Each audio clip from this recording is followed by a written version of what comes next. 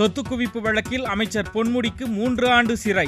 சென்னை உயர்நீதிமன்ற தீர்ப்பால் அமைச்சர் மற்றும் எம்எல்ஏ பதவியை இழந்தார். பொன்முடி வசம் இருந்த உயர்கல்வித்துறை ராஜகண்ணப்பனுக்கு மாற்றம். மக்கள் பிரதிநிதித்துவ சட்டப்படி பதவி இழந்ததால் நடவடிக்கை. தண்டனையை எதிர்த்து உச்சநீதிமன்றத்தில் மேல்முறையீடு செய்வோம் என திமுக வழக்கறிஞர் என்.ஆர். இளங்கோ தகவல். குறைபாடுகளை சுட்டிக்காட்டி தண்டனை ரத்தாகும் என நம்பிக்கை. தென் மாவட்ட மழை வெள்ள பாதிப்புகளை பார்வையிட்டார் முதலமைச்சர் மு.க. ஸ்டாலின். பாதிக்கப்பட்ட மக்களுக்கு நிவாரணப் பொருட்களை வழங்கினார். ஓராண்டுக்கான மழை ஒரே நாளில் பெய்ததால் தான் பாதிப்பு. நெல்லையில் முதலமைச்சர் மு.க. ஸ்டாலின் பேச்சு. தொடர்பு கொள்ள முடியாத நிலையில் தவிக்கும் கிராமங்கள். பணிகளை துரிதப்படுத்த அதிகாரிகளுக்கு முதலமைச்சர் ஸ்டாலின் உத்தரவு. கூடுதல் எண்ணிக்கையில் ஹெலிகாப்டர்களை மத்திய அரசு அனுப்பியுள்ளது. கோரிக்கையின் அடிப்படையில் ராஜ்நாத் சிங் நடவடிக்கை எடுத்துள்ளதாக ஸ்டாலின் தகவல்.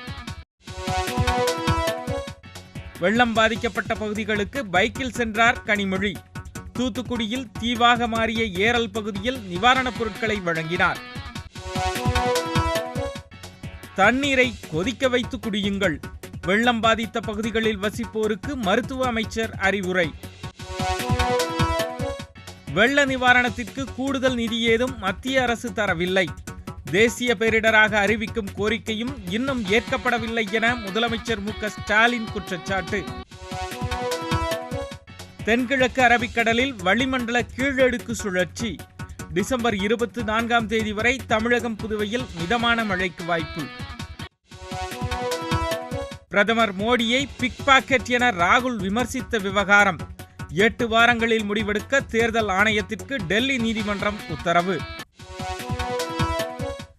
மல்யுத்த போட்டிகளில் இருந்து விலகுகிறார் சாக்ஷி மாலிக். தேர்வுக்குழு தலைவர் நியமனத்தால் அதிருப்தி முடிவு.